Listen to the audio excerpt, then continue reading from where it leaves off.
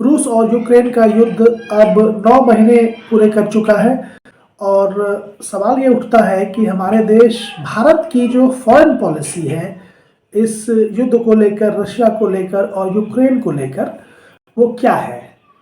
तो अगर हम विदेश मंत्री एस जयशंकर के बयानों को देखें और समझें तो यह समझ में आता है कि भारत इस युद्ध को लेकर पूरी तरह से न्यूट्रल है। जहाँ पर कि जो वेस्टर्न कंट्रीज़ हैं, जितने भी यूरोपियन यूनियन और अमेरिका है, वह रूस के विरुद्ध खड़ा है और यूक्रेन का समर्थन कर रहा है। वहीं पर भारत ने संयुक्त राष्ट्र संघ समेत किसी भी इंटरनेशनल फोरम पर रशिया की जो आलोचना है या उसका खुलेआम विरोध करने से मना किया है और एक तरह से न्यूट्रल पॉलिसी अपनाई है। लेकिन साथ ही साथ यह भी कहा है कि किसी भी समस्या का समाधान रूस और यूक्रेन द्वारा शांतिपूर्ण तरीके से बातचीत से किया जाना चाहिए। और युद्ध का भारत ने कभी समर्थन नहीं किया है, न ही किसी देश के एक पक्षीय आक्रमण का समर्थन किया है।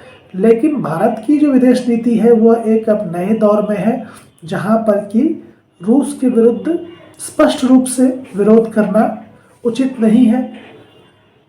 वेस्टर्न कंट्री चाहते हैं कि भारत उनके साथ खड़ा हो और रशिया का विरोध करे, लेकिन भारत ने एक न्यूट्रल पॉलिसी अपनाई हुई है जिसमें कि अपनी नीतियों को उन्होंने आगे रखा है। और जैसा कि विदेश मंत्री ने कहा भी कि किसी अन्य के कहने के हिसाब से भारत की फॉरेन पॉलिसी नहीं चलेगी।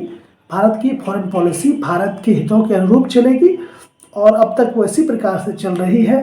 और पश्चिम को एक तरह से उन्होंने चेतावनी देके कहा कि उन्हें भारत के इस प्रकार की जो नीति है उसके साथ ही रहना होगा, क्योंकि पहले भारत ने जो पश्चिम की नीतियां हैं उनको बहुत सहा है और उसके साथ रहे हैं हम। तो अब जो हमारी पॉलिसी है उसको बची हुई दुनिया को, बाकी दुनिया को एक्सेप्ट करना ही पड़ेगा। भारत की फॉरेन पॉलिसी कहीं बाहर से नहीं चलेगी और भले ही कितनी ही अस्पष्ट लगे, लेकिन भारतीय कूटनीति रूस यूक्रेन युद्ध में ऐसी ही है।